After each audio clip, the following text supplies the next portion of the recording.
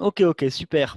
Bon, mais on va commencer sur le thème. Donc là, effectivement, donc souvent avec les pratiques que je recommande sur le blog, donc on parle souvent de paillage, de mulch, donc de grosses quantités de matière organique déposée en surface, que ce soit, alors là, je ne vais pas parler de ce qu'on a fait avant, hein. Ça peut très bien être sur un sol qui a été travaillé à la grelinette ou même au motoculteur éventuellement, ou un sol, comme j'ai tendance à le faire moi, qui était enherbé, on a juste mis le paillage par-dessus.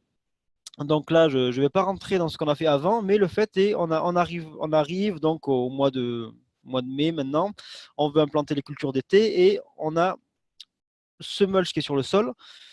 Comment faire pour implanter nos cultures à travers ce mulch? Donc, on a des situations donc, très variables, hein. Bon, évidemment, la situation la plus simple, c'est si vous avez bien sûr des plans. Donc là, je dirais que c'est peut-être, ça va peut-être pas paraître évident à la plupart, mais c'est vrai pour tout ce qui est plan et même tout ce qui est tubercule, hein, les pommes de terre, tout ça, c'est que là, c'est vraiment très simple, hein. Il suffit d'écarter. En fait, c'est quasiment comme s'il n'y avait pas de mulch, hein. On écarte, on met le plan dans la terre correctement, bien sûr, toujours bien mettre le plan dans la terre, rappuyer un peu, et on referme le mulch autour. Donc là, il n'y a pas de difficulté particulière.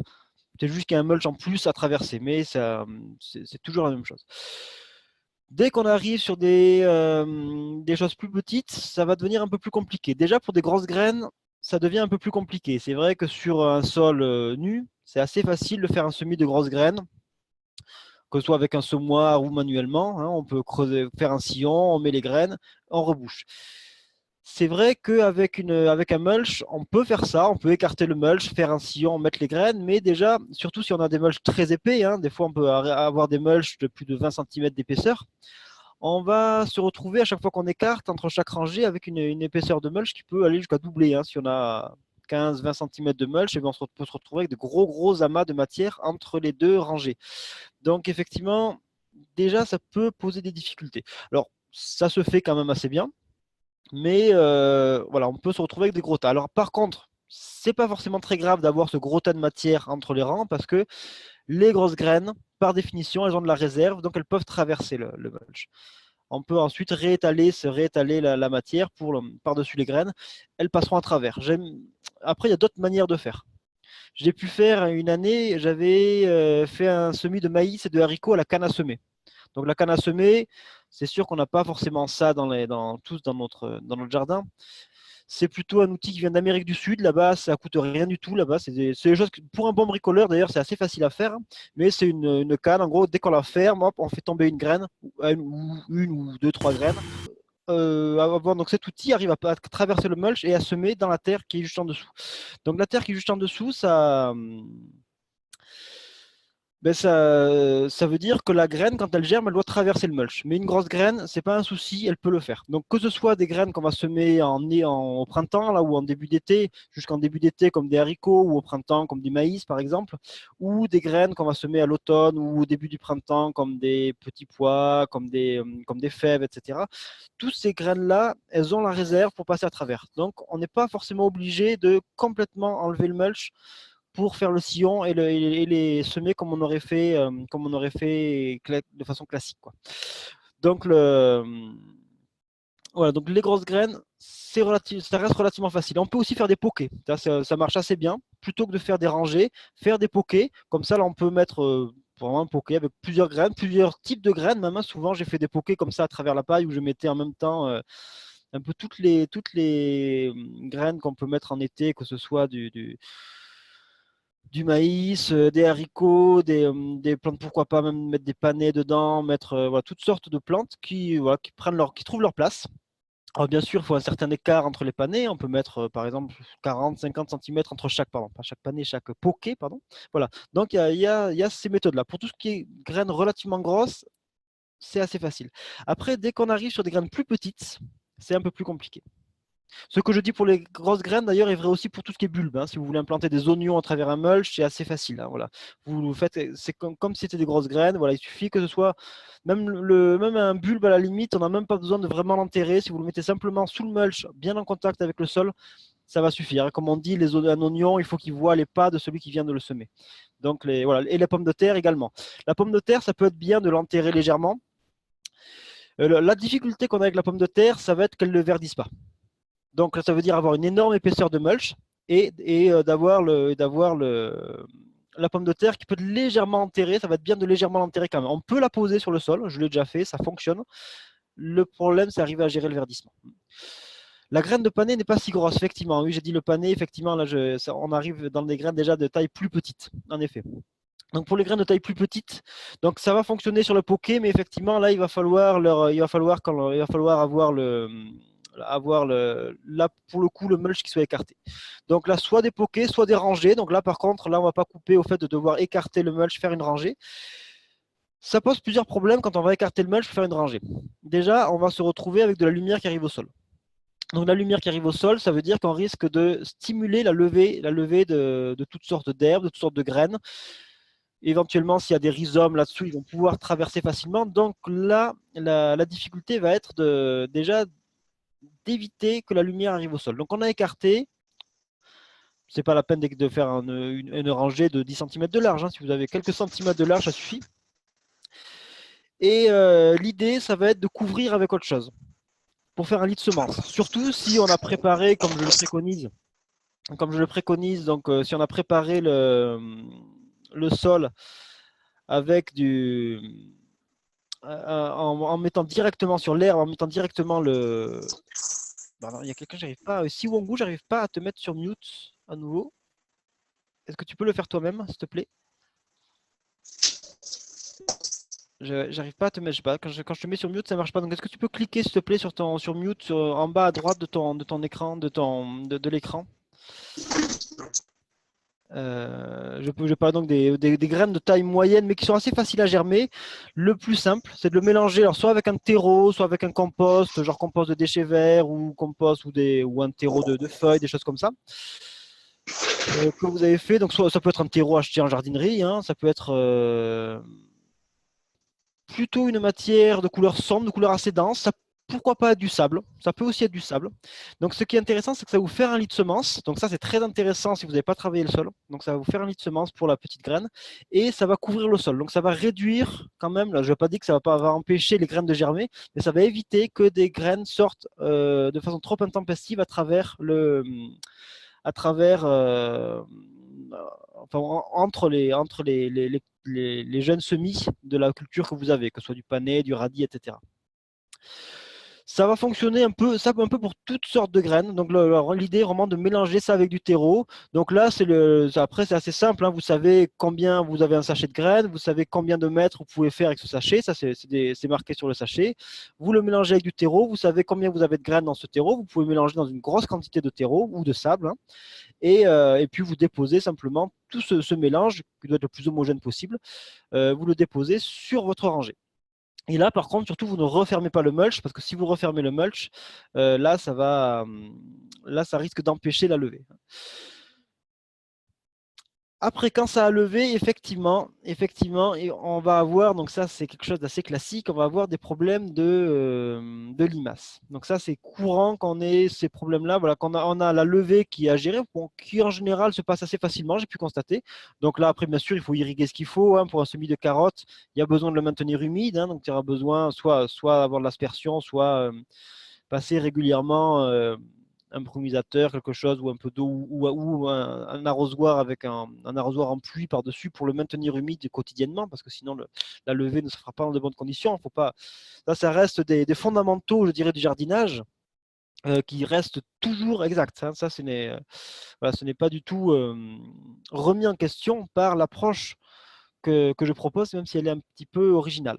Voilà. Donc, simplement maintenir humide. Et puis après, bien sûr, on va quand même avoir besoin de protéger. Donc là, c'est clair que pour les limaces, aujourd'hui, surtout au stade d'un semis, on va avoir du mal à faire autrement que protéger, je dirais, entre guillemets, chimiquement, bon, bien sûr, avec la chimie bio, de la chimie autorisée en agriculture biologique, hein, donc je pense au féramol, ça reste difficile d'éviter pour protéger un jeune semis. Ça reste assez difficile de l'éviter.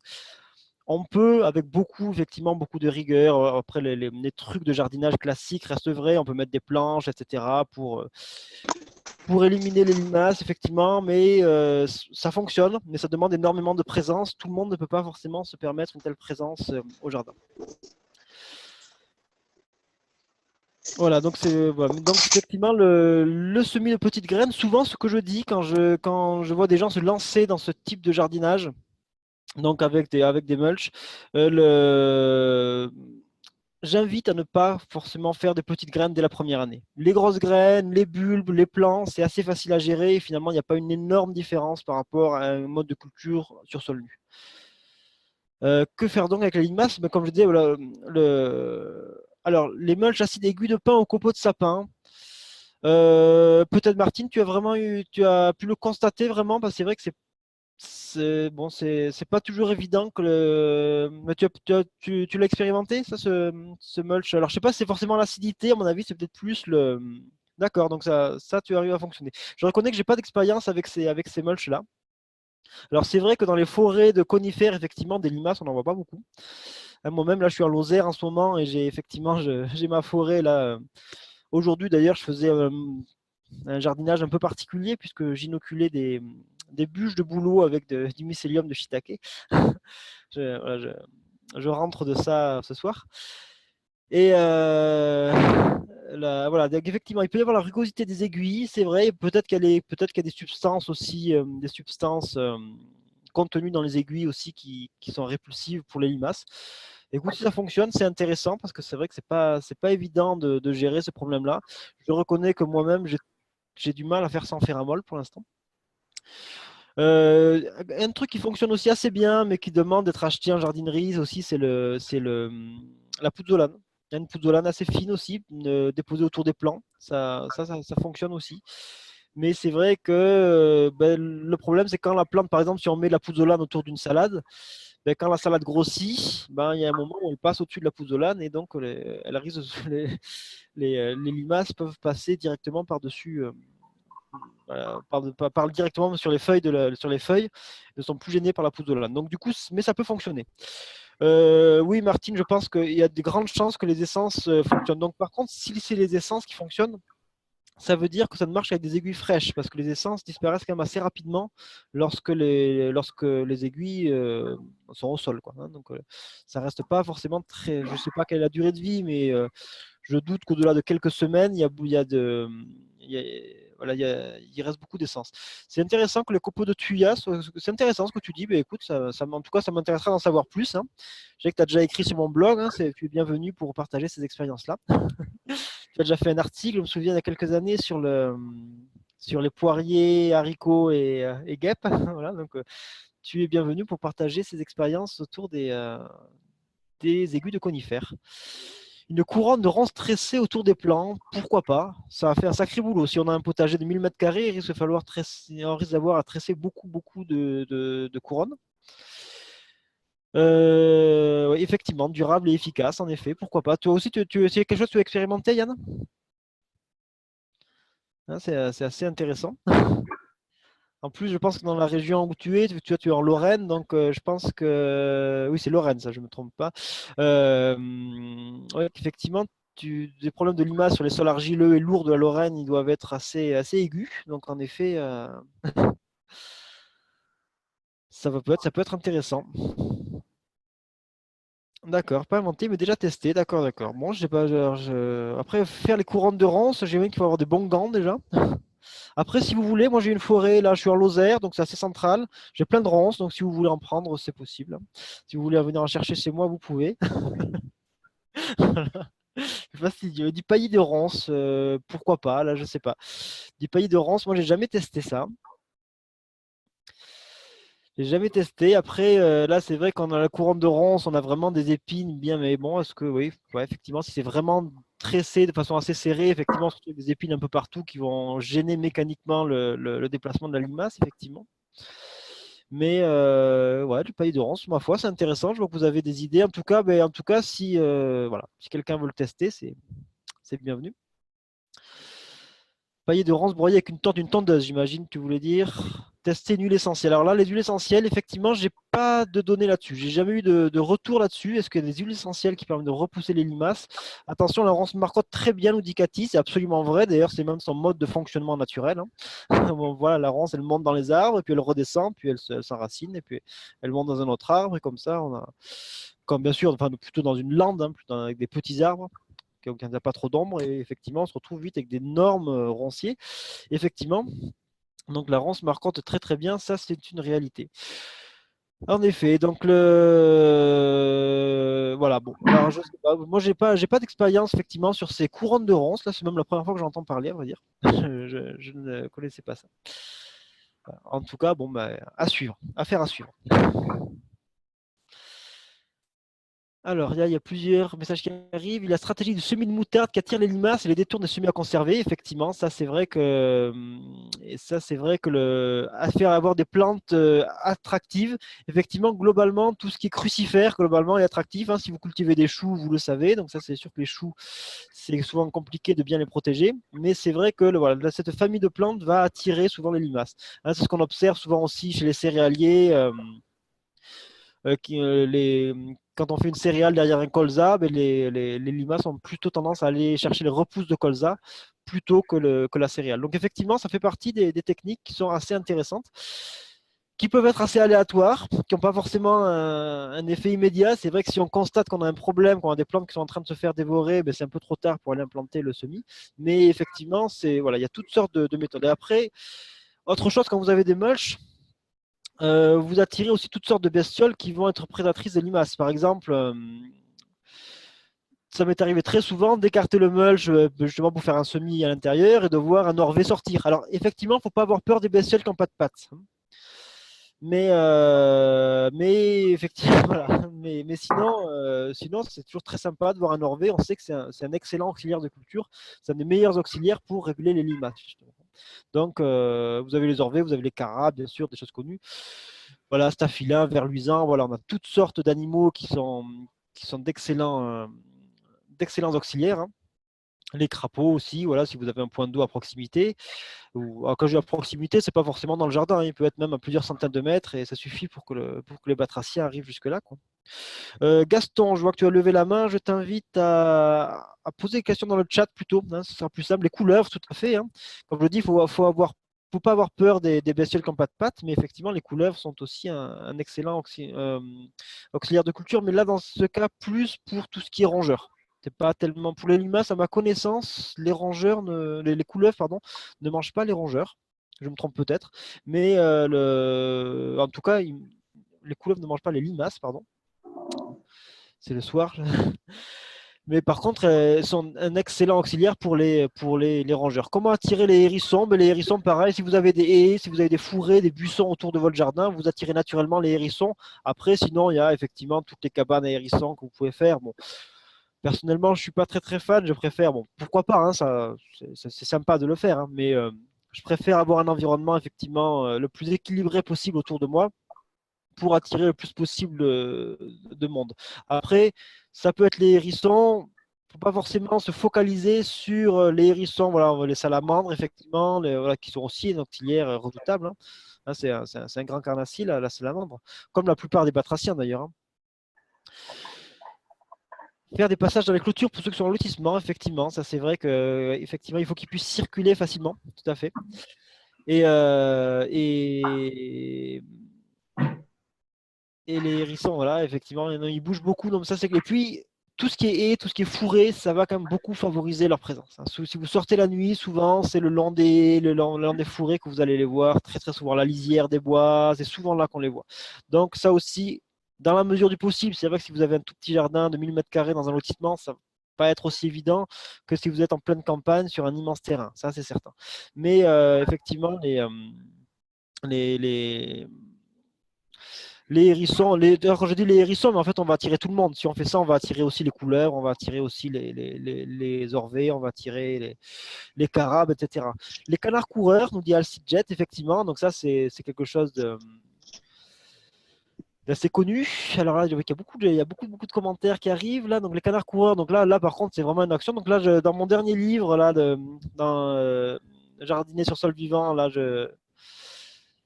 euh, j'avais parlé de Jacques Subra. Je sais pas, je crois pas qu'il soit là ce soir, Jacques Subra, il me semble pas. Je l'ai pas vu. Jacques Subra qui effectivement a des canards coureurs dans son jardin, effectivement, et puis c'est des choses que l'on voit de plus en plus. C'est un canard qui a l'avantage de ne pas faire de dégâts dans le jardin, donc c'est assez pratique. Alors, des partenariats avec la LPO pour accueillir chez soi des hérissons qui ont été retrouvés par les particuliers. Ah, intéressant. Donc, nous dit Clem. Bah écoute, je ne savais pas. Ça peut être assez intéressant. Stéphane nous dit donc les oiseaux qui me retournent régulièrement le mulch. Embêtant, mais j'espère qu'ils mangent des limaces. Oui, souvent les oiseaux la plupart sont des carnivores. Hein.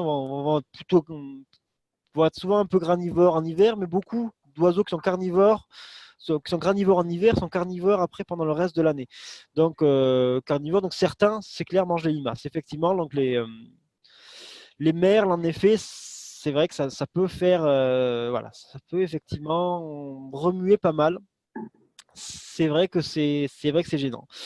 Après, c'est pas forcément évident de les en empêcher parce que là, bon, à moins d'arriver à les épouvanter d'une manière ou d'une autre, mais c'est vrai que c'est pas forcément évident. Et puis après, ils jouent aussi un rôle, effectivement. Ils vont aussi manger des limaces, ils vont aussi avoir un rôle dans le,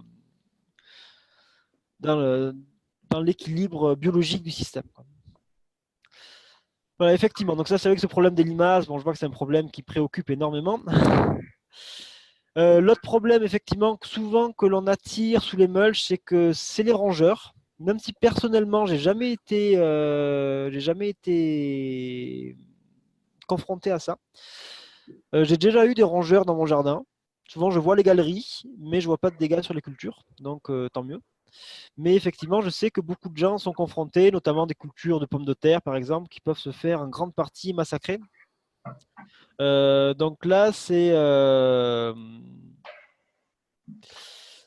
là, c'est vrai que pour les rongeurs, là aussi, hein, donc tout ce qu'on vient de dire sur les limaces, ça reste vrai, hein, notamment en particulier, on a parlé des couleuvres, on peut parler aussi des rapaces, donc on peut parler des renards, on peut parler de plein de bestioles. Les ragondins, nous dit Altijet, tu veux dire pour les rongeurs? Je ne sais pas, peut-être. Je ne sais pas si les ragondins se nourrissent d'autres rongeurs, parce que dans mon esprit, c'est eux-mêmes des rongeurs. Ah, quoi faire contre? Quoi faire contre? Parce que les ragondins, c'est surtout un problème sur les berges de rivière. Tu as un problème dans un jardin, un problème de ragondins, Altijet? Bah, c'est vrai que Ouais, d'accord. Bon, c'est vrai que c'est plus rare. Là, j'avoue que je sais pas. C'est la première fois que j'entends parler de problèmes de ragondins dans un jardin. Effectivement, des problèmes de ragondins dans la gestion des berges, ça, c'est assez courant, effectivement. Hein. Voilà, c'est ça, tu es en bord de rivière, forcément. Les topinambours, dit Valérie. Donc là aussi, ça rejoint l'idée effectivement tout à l'heure donc du colza ou de la moutarde que l'on va mettre pour attirer les limaces. Hein. Donc là, ce serait les deux topinambours. Alors les rongeurs les préfèrent au ver de terre, effectivement. Donc pourquoi pas. Après, c'est vrai que les pommes de terre aussi sont un excellent attracteur pour un autre ravageur qui est le taupin, qu'on n'a pas forcément spécialement d'ailleurs dans les techniques sol vivant d'ailleurs, hein, le taupin. Donc, paradoxalement. Mais effectivement, le topinambour, pourquoi pas. C'est vrai que voilà, avoir des cultures pour attirer. Effectivement, piéger, clôturer, effectivement. Bon là, Stéphane nous donne une réponse possible. Effectivement, c'est la réponse peut-être la plus simple.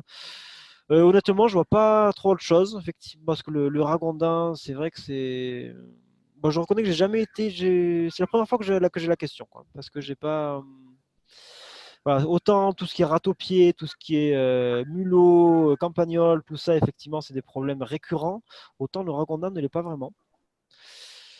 Le topinpulse, si l'herbe vivante est enterrée, tout à fait, voilà. Mais pour les plants qui risquent aux limaces, il faut savoir aussi respecter les températures minimum de levée des semences et ne pas trop se hâter pour semer. Ça, c'est clair que, oui, ça c'est intéressant que tu insistes là-dessus, Martine, parce que c'est vrai que les dates de semis que l'on va avoir dans nos modes de culture sont différentes des modes de culture classiques ou sur sol travaillé et sol nu. Parce que le réchauffement du sol est souvent beaucoup plus rapide dans ces techniques-là. Et effectivement, il va falloir souvent revoir nos habitudes. Donc, un jardinier qui a l'habitude de travailler sur sol nu va souvent devoir revoir ses habitudes de semis et semer parfois plus tard que ce dont il avait l'habitude, pour un climat similaire. Effectivement, donc ça, c'est clair que les températures minimales, et puis bien sûr, bon, après lever déjà au bon moment quand le climat le permet, là, c'est vrai que je vois que Par exemple, pour les tomates, on a tendance à les mettre en terre très tôt maintenant, hein. Souvent, c'est classique de les mettre en terre dès le mois d'avril dans le sud de la France. Et on peut voir que des années comme cette année, ce n'est pas forcément une très très bonne idée, quoi. Voilà.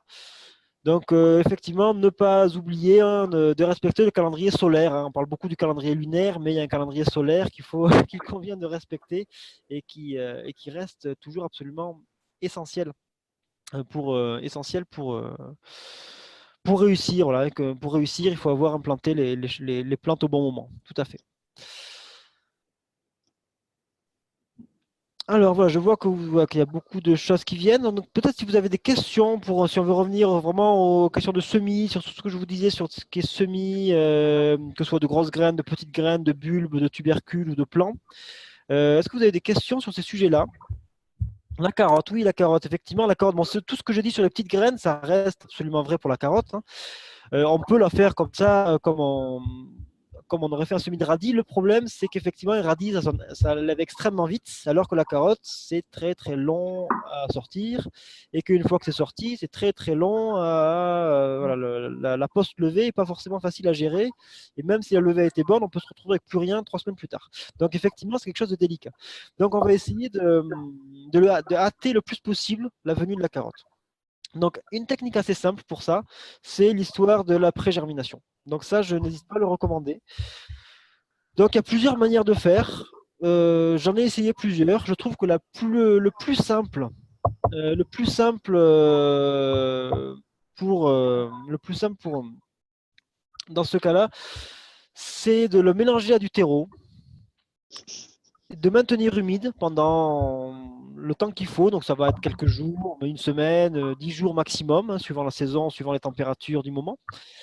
Et de, et de dès qu'on commence à voir les tout premiers germes, on prend le tout et on va le déposer sur les lignes de semis. Voilà. Donc là, si vous faites ça, vous êtes sûr que ça lève immédiatement. Dès que vous avez déposé, ça va lever aussi vite que votre semis de radis. Si vous faites un semis de radis le même jour avec des graines non prégermées, ça va lever aussi vite que votre semis de radis. Donc ça permet en effet d'avoir le semis qui va le plus vite possible. Mais c'est vrai que ça ne dispense pas de maintenir bien humide le semis, vraiment comme de bien chouchouter le semis le temps qu'il se développe parce que la carotte, c'est clair que c'est une implantation très délicate, quoi. Alors là, je vois qu'on part sur d'autres sujets qui dépassent un peu le thème des mulch, effectivement, que ce soit sur les ronds de chardon, ou sur les navets, ou sur les altises. Peut-être je vais prendre en priorité des questions qui concernent directement le mulch. Après, peut-être on peut évoquer ces questions-là. Je ne sais pas si est-ce qu'il y a des questions qui concernent directement le mulch. Alors bon, sinon, effectivement, c'est vrai que tu parles effectivement des filets et l'aspersion. Tu dis 20 cm. Oui, 20 cm, c'est un peu une limite maximale, hein. Ça commence à être énorme, 20 cm. 20 cm, typiquement, c'est si on veut faire des cultures de pommes de terre. Si c'est pas pour faire des cultures de pommes de terre, ça sert à rien d'en mettre autant. Par contre, 10 cm, si on veut mulcher directement sur de l'herbe.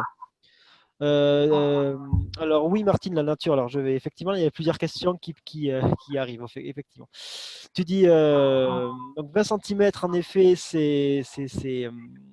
c'est plutôt pour des pommes de terre. On va mettre plutôt une dizaine de centimètres, mais en effet, la nature du mulch va avoir une incidence. Souvent, j'invite à partir plutôt sur des mulch herbacés. Paille, foin. Donc le foin, déjà, ils sont un peu plus denses que la paille. Donc on peut en mettre un petit peu moins.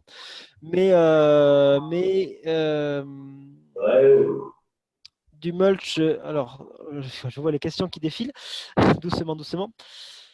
Effectivement, du BRF, si on veut faire un mulch par exemple de BRF, j'éviterais d'en mettre 10 cm. À la rigueur, si on est sur un sol sableux, sur un climat plutôt chaud, mais si on est sur un sol argileux, n'allez pas mettre 10 cm de BRF. Vous pouvez en mettre un petit peu, mais voilà, vaudra mieux être raisonnable.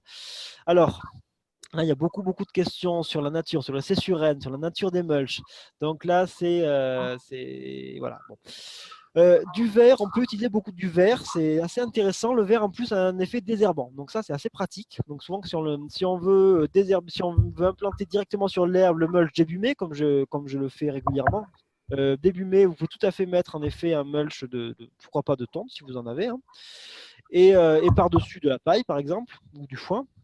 Hein, donc ça permet d'avoir effectivement un effet désherbant au niveau de la décomposition, décomposition de la tonte. Par contre, le seul problème que va poser la tonte, c'est que les semis ne doivent pas être en contact avec la tonte en décomposition. Sinon, là, on a un effet allélopathique extrêmement fort. À partir du moment où les semis ne sont pas en contact, donc si l'herbe est vraiment en surface, si elle n'est pas incorporée, qu'il n'y a pas de contact entre la graine et la tonte, il n'y a pas de raison qu'il y ait de problème. Alors effectivement, pas trop épais, effectivement, donc la tonte, on va plutôt être sur des épaisseurs maximum de 3 cm. Hein. Après, si on veut vraiment faire de l'épaisseur, le plus simple au printemps, c'est soit le foin, soit la paille. Soit éventuellement des déchets verts broyés avec des tailles de haies, des choses comme ça. Hein, ou avec beaucoup de feuilles quand même. Hein. Tant que le mulch reste en surface, oui quand même, parce que voilà, par exemple, un mulch de BRF, si on met du BRF, 10 cm de BRF sur un sol argileux au printemps, on a un gros risque de fin d'azote. Par contre, c'est vrai, ce qui est important, c'est est-ce qu'on met le mulch directement aussi en contact du sol ou est-ce qu'on le met sur l'herbe? Si on le met sur de l'herbe, effectivement, le C sur N du mulch est beaucoup moins important que le C sur N du mulch va avoir beaucoup moins d'importance, parce que ce qui est en contact avec le sol, c'est l'herbe qui est en train de se décomposer. Et ce n'est pas du coup, la paille, par exemple. Par contre, si vous êtes sur un sol nu, si vous déposez votre mulch sur un sol nu, si vous mettez votre paille directement en contact du sol, là, vous pouvez avoir un effet dépressif quand même avec de la fin d'azote. Donc, il vaudra mieux le prévenir. Alors là, il y a beaucoup de questions. Là, j'ai un peu de mal à suivre le rythme des questions. Tac, tac, tac. Alors, 6. Le Donc, culture au jardin j'imagine fait partie des références. Le miscanthus, alors 6 sèche, je ne comprends pas ce que c'était quoi le 6 sèche. Température du sol plus basse. Alors, j'ai vu une question sur le miscanthus. Que penser du miscanthus? Le miscanthus fait partie des possibilités. Alors là, effectivement, tout ce qui est un peu paillette ou broyat, enfin, effectivement, là, le tente sèche, oui, cette tente sèche, ça peut. Le miscanthus ou pourquoi pas des paillettes de lin ou de lin ou de chanvre ou des choses comme ça, hein, ça peut tout à fait fonctionner. Mais le défaut souvent, c'est que c'est à acheter. Bon, le miscanthus, effectivement, vous pouvez le produire vous-même et le broyer en fin de saison. Donc, à la fin de la saison, vous le fauchez, vous le broyez, vous pouvez l'utiliser la saison suivante. Ça va être assez durable d'ailleurs, c'est assez intéressant. Donc, voilà, ça peut tout à fait se faire. Alors, pour les petites graines semées, possible de les recouvrir avec le mulch lorsqu'elles ont atteint une certaine hauteur. En tout cas, on peut rapprocher le mulch, effectivement, donc pas forcément le recouvrir. Personnellement, j'ai pas l'habitude de le faire, mais ça peut. Hein. C'est vrai que ça va réduire la concurrence avec les herbes. Hein. Test cette année engrais vert couché recouvert de 10 cm de broyat puis plantation de tomates. Alors, oui, ben ça c'est très bien. Moi, je trouve ça très très bien. Alors, 10 cm de broyat. Bon, on va voir. C'est vrai que l'avantage, c'est que le broyat n'est pas en contact avec le sol. En cas de printemps humide sur un sol lourd, ça peut poser des problèmes d'engorgement en eau. Voilà. C'est un peu le risque quand on met de grosses quantités de BRF. Hein. C'est un peu toujours le risque. Ça aurait été plus prudent de le faire avec du foin, par exemple, et de réserver le broyat pour amender à l'automne plutôt. Mais bon, pourquoi pas. Écoute, tu nous diras. Hein, tu nous diras.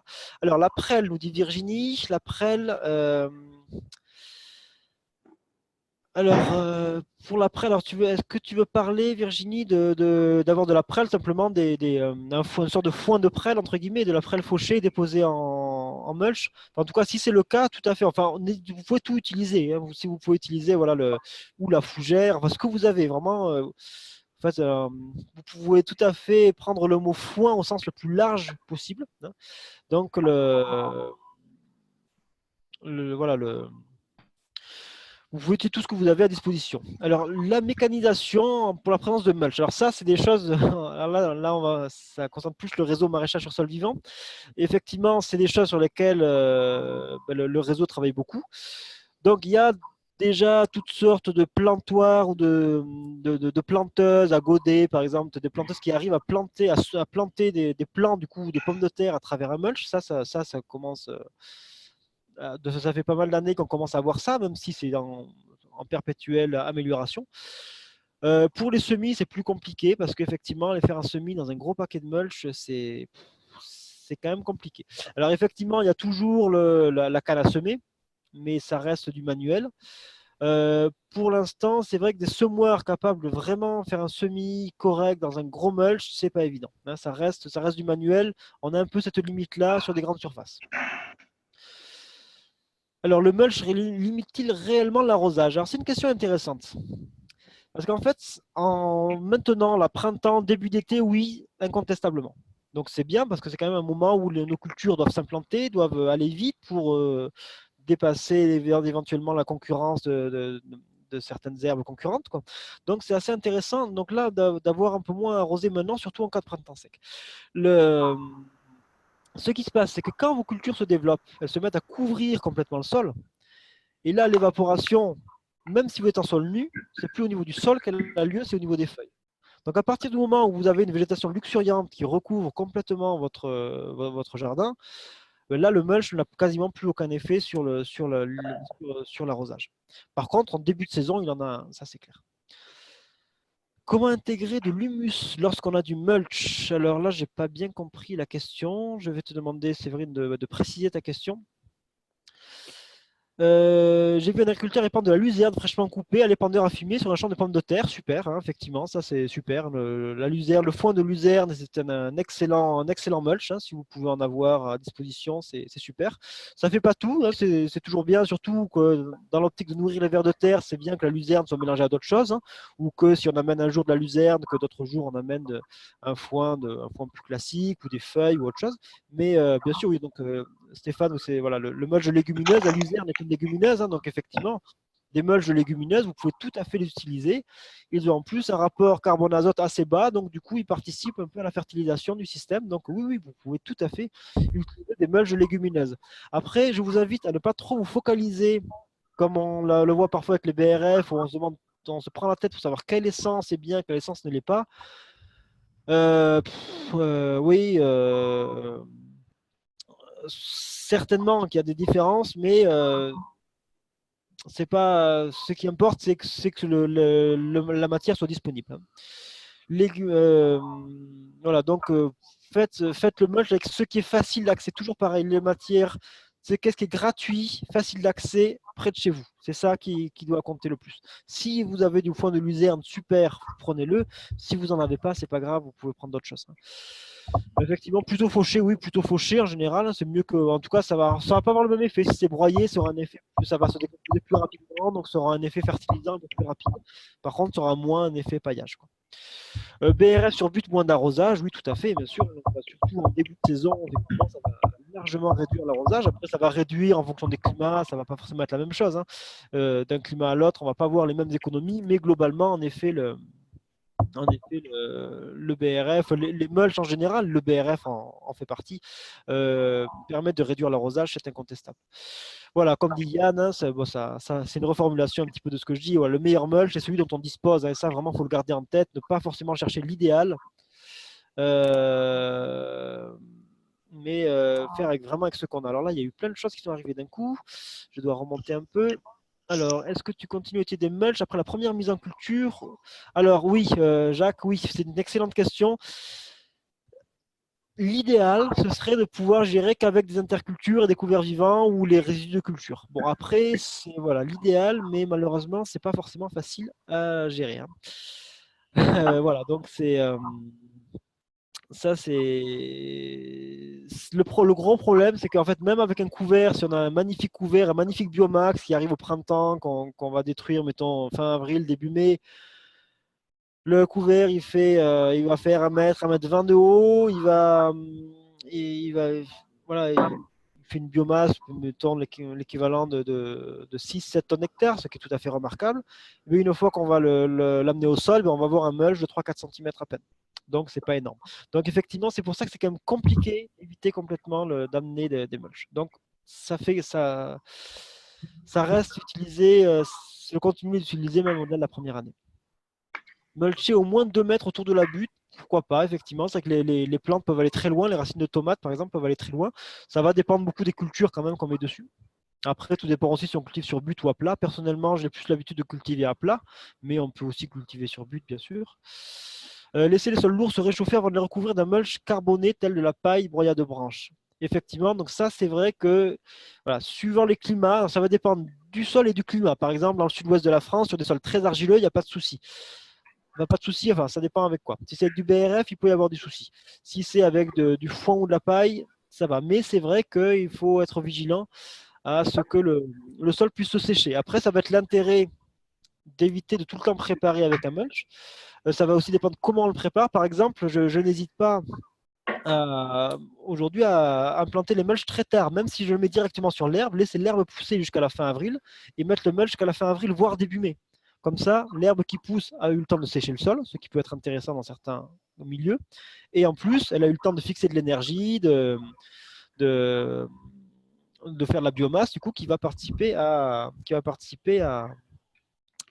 nourrir mon système. Hein, donc ça, c'est assez intéressant.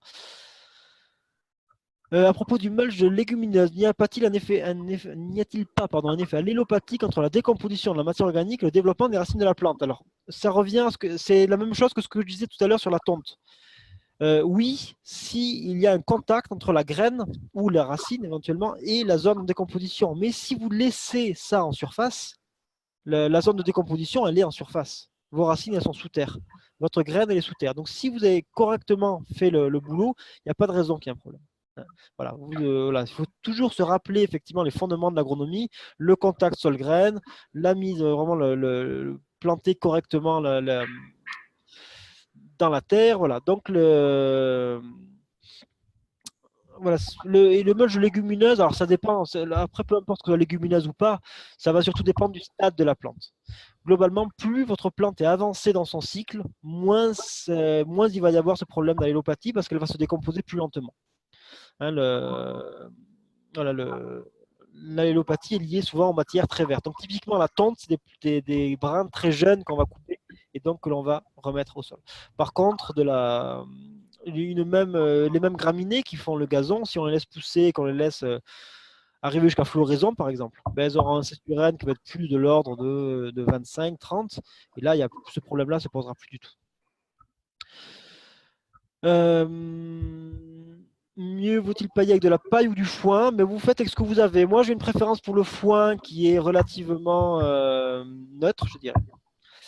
Déjà en termes de céssurène, et puis qui en plus nourrit de façon très efficace les vers de terre. Par contre, la paille, elle a l'avantage de durer plus longtemps. Souvent, de la paille, quand on rentre de la paille une année, l'année suivante, il nous en reste encore une bonne partie. C'est pas décomposé qu'on peut réutiliser l'année suivante. Donc, bon, les deux ont un intérêt et enfin, des avantages et des inconvénients aux deux. Donc, de même que pour le BRF ou pour des feuilles ou pour tout, voilà. Tout peut être utilisé, mais je vous invite à voir, vous, ce qui vous convient le mieux. Moi, j'aime bien le foin, mais c'est vrai que la paille a ses avantages aussi. Est-ce que la sciure de Douglas peut être utilisée? Pourquoi pas? Le Douglas n'est pas le résineux le plus acide, donc je ne pense pas qu'il y ait un problème avec l'acidité. Après, c'est le problème souvent du rapport carbone-azote. Hein, quand sur la sciure, on se retrouve avec des rapports carbone-azote extrêmement élevés. Donc là, il va vraiment falloir faire quelque chose au niveau de l'azote, si on amène ça. Il y a le risque aussi éventuellement que ça prenne en masse, que ça se colmate, que ça fasse un mulch un peu imperméable en surface. Donc ça aussi, attention à ça.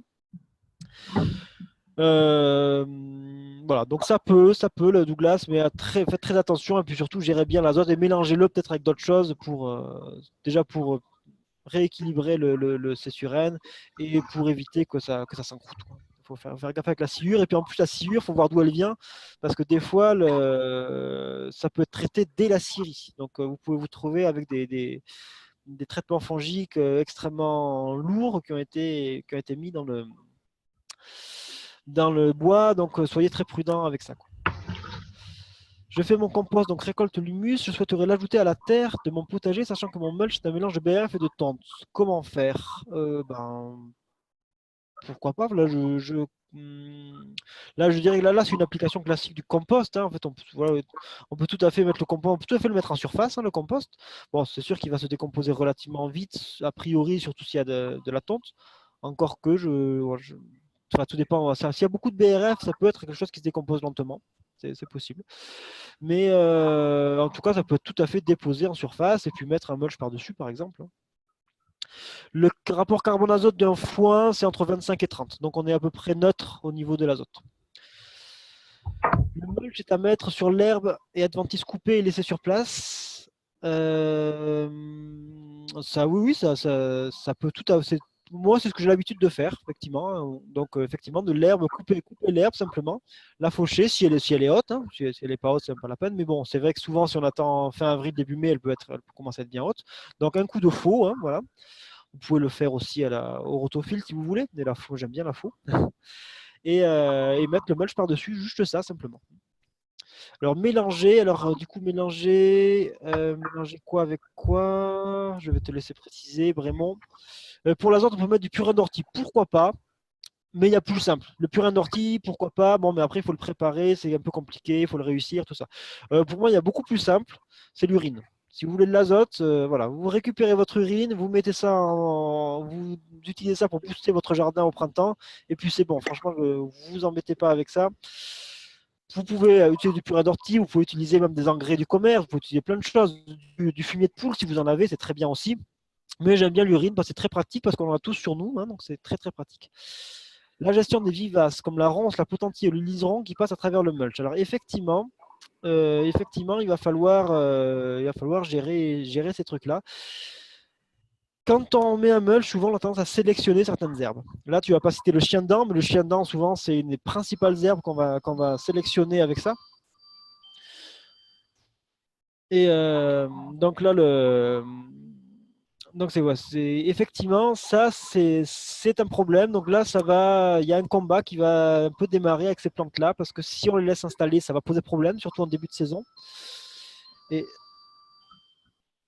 Et, pardon, excusez-moi, un petit souci de téléphone. Hop, ça, voilà, mode avion. Euh, le, Pardon, oui, voilà. Donc les vivaces, effectivement, donc là, il va falloir les arracher au fur et à mesure qu'elles sortent. Donc là, ça va demander d'être très vigilant, surtout au printemps. Alors la potentille, il y a un truc pratique avec la potentille, c'est que si vous mettez un couvert, un type biomax bien dense, qui va suffisamment loin en saison, c'est-à-dire jusqu'à fin avril, début mai, même fin avril, ça suffit d'ailleurs, la potentille, ben, finalement, elle est beaucoup moins présente. Parce on a fait aller le biomax, le couvert, jusqu'à sa période de floraison. Et quand même, ça la calme bien. Bon, pour les autres, ça marche pas. Le liseron, il fleurit plus tard. Il fleurit plutôt fin mai, juin, suivant les climats, quoi. Donc, effectivement, le liseron, on n'arrive pas à le gérer comme ça. Donc là, malheureusement, c'est y aller. Il faut éviter qu'il envahisse, quoi. Il va falloir le faire sortir. Alors, pourquoi pas aller étudier les possibilités de désherbage de désherbants bio on trouve des solutions dans le commerce où on peut se les faire, hein, donc notamment à base de vinaigre ou de choses comme ça, pourquoi pas. Personnellement, j'ai jamais trop essayé ça, donc je suis pas du tout certain de l'efficacité. Mais pourquoi pas. Mais effectivement, sinon, c'est vraiment les arracher au fur et à mesure qu'elles sortent pour que le temps que les cultures les dominent et pour aussi qu'elles ne prennent pas qu'elles n'occupent pas la place, quoi. Et de les fatiguer en les empêchant de faire leur photosynthèse, quoi.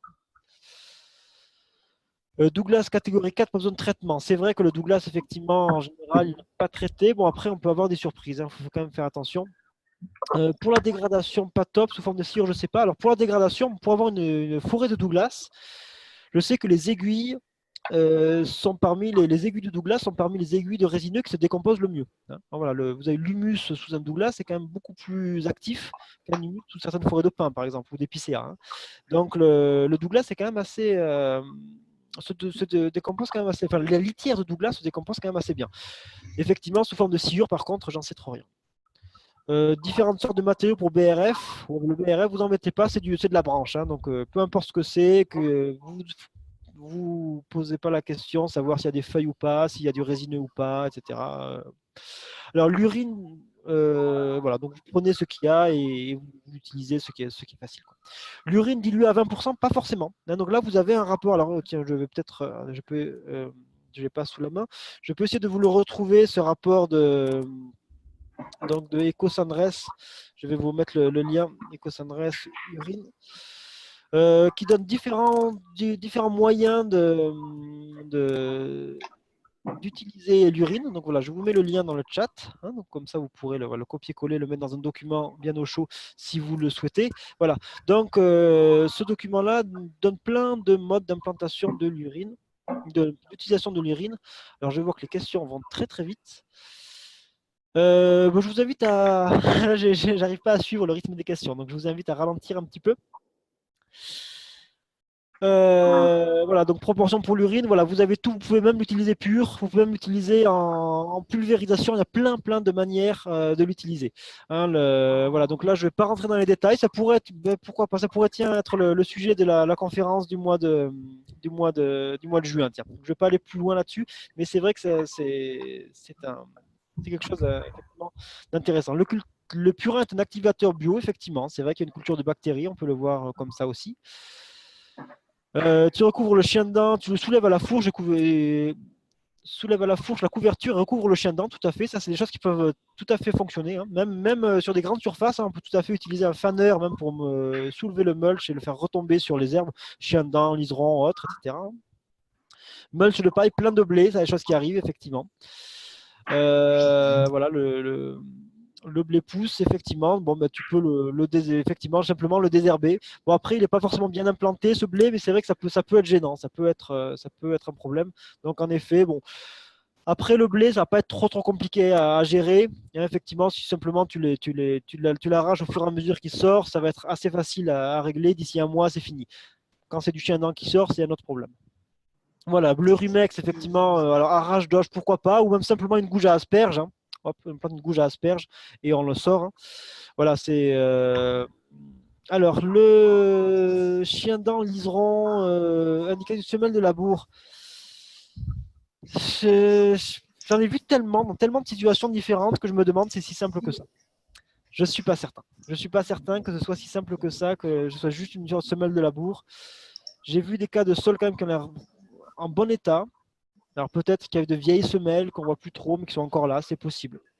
Mais où on voit ces plantes qui sortent encore. Le rumex, oui, c'est vrai. Encore, ça dépend des espèces de rumex. Il y a plusieurs espèces. Le chien-dent, le liseron, ils sortent vraiment dans des conditions très très variées. Donc c'est pas forcément si évident. L'ortie est un excellent mulch, tout à fait, qui va être très nutritif, hein, qui va se décomposer très vite. Peut-on planter sous mulch pommes de terre sans les buter? Tout à fait, hein, tout à fait. Oui, oui, c'est bien comme cela. C'est bien de ça que je parle. Hein. Donc là, si tu veux, donc dans mon dernier livre, Jardiner sur sol vivant, il y a des photos de ça. Dans le livre de Soltner aussi, tu trouves des photos de ça. Dans le film La Révolution des sols vivants, on voit Bernard Bertrand aussi implanter des pommes de terre comme ça. Donc effectivement, ça fonctionne tout à fait. Est-ce que l'ortie en mie, là, je pense que la phrase n'est pas terminée. La consoude également. Bon, je pense que c'était une réponse, je ne sais pas trop à quoi. Alors, en mulch, empêche aussi les graines de germer comme l'herbe. Alors, là pareil, j'ai pas trop compris la question. Est-ce à dire que... Ah, pardon. Alors attends, pardon, excusez-moi. Attends, le lien, il semblerait que le lien, je l'ai envoyé qu'à une seule personne. Je me suis trompé. J'ai fait une erreur de manip. Everyone, voilà. Tac, voilà. Je renvoie le lien. Et cette fois-ci, il est bien à tout le monde. Euh... Alors, je reviens là-dessus. Quid des graines présentes dans le mal fauché en frais? Alors, effectivement, si on a un foin bourré de graines, on peut avoir un problème de graines. Alors après, ça va dépendre de quel foin on a. Si on a un foin qui a été fauché, par exemple, début mai, on a les herbes sont en fleurs, on n'a pas de raison d'avoir de graines. Si, à l'opposé, on a un très vieux foin, souvent des éleveurs qui se débarrassent d'un vieux foin, on peut l'avoir à pas cher, un vieux foin qui est un peu moisi, qui a traîné, là, les graines, souvent, elles ne germent plus là-dedans. Donc, voilà, en prenant l'une ou l'autre de ces solutions, on peut éviter d'avoir des graines dans le foin. Par contre, c'est vrai que si on prend un foin plein de graines, on peut avoir des problèmes. Sachant que quand même, c'est juste déposé en surface. La graine n'est pas au contact du sol ou peu au contact du sol. On n'a pas les problèmes de germination. En tout cas, moi personnellement, j'ai jamais expérimenté de problème avec le foin alors que j'en ai beaucoup utilisé. Il y a des gens qui ont parfois ce problème-là. Donc ça arrive, donc il faut quand même le prendre au sérieux. Alors, je ne sais pas pourquoi, là, il y a la... alors, pourquoi j'ai l'écran de Virginie? Alors, paf, je vais... Alors bon, je vois que je maîtrise pas encore bien le... Alors ça y est, je crois que j'ai Voilà, il y a une personne qui avait ouvert le document sur l'urine et du coup il apparaissait, il était partagé à tout le monde. Ok, je, euh, je reprends. Voilà, donc je parlais donc des graines. Ok, est-ce que l'ortie en mulch empêche les graines de germer? L'ortie en mulch, peut-être oui, parce qu'il y a effectivement comme c'est très vert, il y a un effet antigerminatif, mais ça va être très temporaire, hein. Mais effectivement, sur le moment, ça pourrait avoir un effet antigerminatif. Le mulch, un mulch vert, mais là vraiment un mulch à faible cessurane, hein. Là on parle de mulch de tonte, un mulch va effectivement va avoir un effet allélopathique. Par contre, un autre mulch, c'est uniquement l'effet de mettre à l'ombre le sol qui va faire que l'on a un effet qui va inhiber la germination. C'est uniquement l'effet mulch, l'effet ombre. C'est pas la décomposition. Par contre, avec du verre, effectivement, on va avoir un effet désherbant et un effet antigerminatif. Mais qui sera de courte durée, attention, hein, ça ne va pas durer toute la saison. Stéphane, merci de tenter de répondre à tout le monde. Effectivement, merci. Peut-on mulcher avec les épluchures des légumes? Oui, tout à fait. En plus, ça c'est si vous regardez un article que j'avais posté en juin dernier, on voit une petite vidéo de France 3 sur un essai que nous avions commencé en Ardèche, justement, sur l'utilisation en maraîchage carrément d'épluchures. Oui, on peut mulcher avec les épluchures, simplement recouvrir avec autre chose. Déjà parce que c'est pas très agréable au niveau visuel, ça peut être désagréable au niveau olfactif. Donc, et puis en plus, si on mulch avec autre chose par-dessus, que ce soit du BRF ou du foin ou de la paille ou ce que vous voulez, ça va donc favoriser la décomposition plus rapide de ces épluchures. Est-ce que vous pouvez expliquer l'effet allélopathique? Alors, l'allélopathie, c'est qu'une plante va inhiber enfin une plante. Enfin, ça peut être une plante, ça peut être un phénomène comme la physique, comme la décomposition d'une matière organique. Alors, pardon, je vais mettre la lumière parce qu'on ne voit plus beaucoup. Voilà, je pense qu'on me voit un peu mieux là. Je commençais à être dans le noir. Euh, donc l'allélopathie, c'est le fait que certaines plantes vont être défavorisées soit par la décomposition de ce mulch, soit par la présence d'autres plantes, sous des effets biochimiques. Hein, donc c'est vraiment des composés qui sont libérés dans le sol qui vont gêner la germination, qui vont gêner le développement de certaines plantes. Là, on trouve ça souvent en forêt, par exemple, hein, entre différentes espèces d'arbres. On a des effets allélopathiques, donc des arbres qui ont du mal à se supporter les uns les autres. Voilà. Donc c'est effectivement ça, quand on parle de mulch, c'est important de l'avoir à l'esprit. Mais l'effet allélopathique, il est vraiment dans le mulch et à l'interface sol-mulch. Oui, il ne va pas descendre dans le sol. Donc il n'est pas très gênant. La paille neutralise-t-elle l'azote? Alors, oui, la paille peut avoir un effet dépressif sur l'azote, hein. Donc, si on a de la paille directement sur sol nu, si on a de la paille par-dessus de la tonte ou par-dessus de l'herbe en train de se décomposer, c'est moins gênant. Mais si on a de la paille directement sur le sol, on peut avoir un effet fin d'azote, hein. Donc là, ça va être utile de penser fertilisation, de penser urine, par exemple, pourquoi pas purin d'ortie, fumier de poule, etc., etc. Voilà, donc là, j'ai l'impression que les questions commencent à s'essouffler, on commence à avoir moins de questions, mais déjà 21 heures, donc il commence à faire tard. Donc, je vais vous proposer peut-être d'arrêter là pour les questions. Je vais profiter aussi alors, il y aura une dernière question. Allez, je prends une dernière question et après je vais conclure. Est-ce que l'apport d'azote dommageable sur la population de bactéries fixatrices d'azote? Alors, oui, on va réduire la fixation d'azote s'il y a beaucoup d'azote dans le sol. Cela dit, là je vais aller très vite parce que là c'est un sujet qui pourrait prendre beaucoup de temps. La fixation d'azote, c'est essentiellement au printemps, quand il y a une énorme demande d'azote de la part de la végétation et que du coup on a vraiment besoin de la fixation par les légumes, enfin, par les bactéries symbiotiques des légumineuses. Donc effectivement, si on a beaucoup d'azote minéral dans le sol, on va plus avoir de fixation parce que c'est beaucoup plus facile pour la légumineuse d'aller chercher directement de l'azote minéral que de nourrir des bactéries fixatrices d'azote. Donc effectivement, ça peut être dommageable, mais au printemps, la demande est telle que c'est plutôt les plantes qui sont autour, les plantes non fixatrices, qui vont justement chercher cet azote-là. Cela dit, c'est pas je vous invite à ne pas trop focaliser là-dessus. L'important, c'est que ça pousse bien. Hein, avec toutes les techniques que vous mettez en place, là, si vous lisez mon blog, si vous faites un peu ce type de technique-là, vous avez des sols qui sont en bonne santé. Donc, vous ne posez pas trop la question de savoir si on fixe l'azote par voie symbiotique ou pas, ce n'est pas le plus important. L'important, c'est que ça fonctionne. Voilà, donc voilà, vous préoccupez pas trop de ça. Alors, par contre, là, ce que je voulais, voilà, je, voilà, je vais profiter de cette conférence. Donc là, voilà, merci beaucoup pour tous les échanges qu'il y a eu. Donc là, je vais conclure. Voilà, on va arrêter les questions. Là, il est déjà 21 heures passées. Là, donc, je vous donnerai rendez-vous de toute façon le mois prochain. Donc, juste pour conclure, je voulais vous annoncer un événement à venir. Donc là, c'est les 23 et 24 juin, si vous êtes dans le centre de la France. J'anime un stage donc sur lequel on pourra approfondir donc, toutes ces questions-là, hein, et bien d'autres, évidemment. Donc ce sera en Sologne, à l'écocentre du Bouchot. Donc voilà, donc ce sera un stage sur 2 jours, sur un week-end. Donc attendez,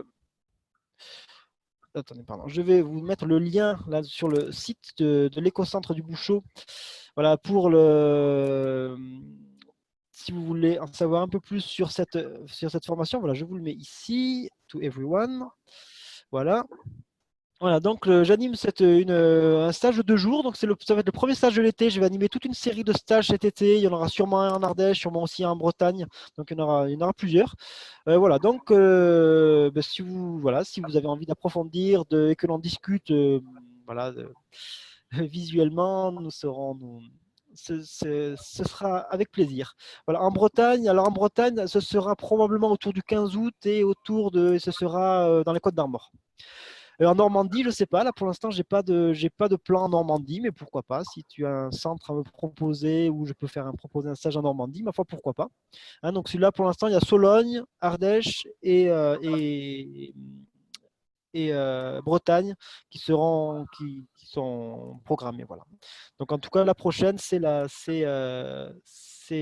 donc la Sologne, 23 et 24 juin. Voilà, mais à bientôt pour la prochaine conférence. Oui, Hélène, voilà, effectivement, merci beaucoup. Donc sûrement que j'en ferai une. Là, je pars au Ghana mercredi prochain, je pars au Ghana, Togo, Bénin, donc pour une petite tournée africaine.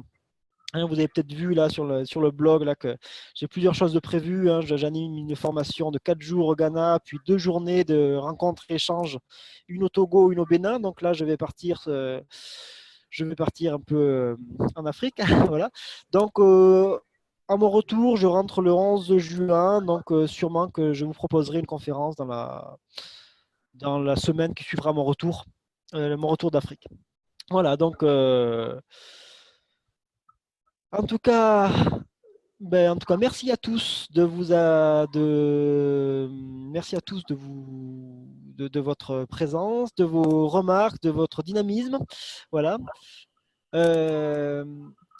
Et en tout cas, ça m'a fait très plaisir d'animer cette conférence avec vous. Et ce n'est que la première. Là, la technique, je ne la maîtrise pas encore. Je pense qu'il y a des choses que je vais mieux maîtriser. Je pense que, notamment, là, gérer les micros, il y a sûrement moyen de faire mieux. Je sais qu'il y a moyen de faire mieux. Voilà. Et donc, en tout cas, je vous donne rendez-vous très, très bientôt pour une autre conférence et puis peut-être sur le terrain si vous souhaitez participer à un des stages que je propose. Voilà. Allez, bonne soirée. À bientôt.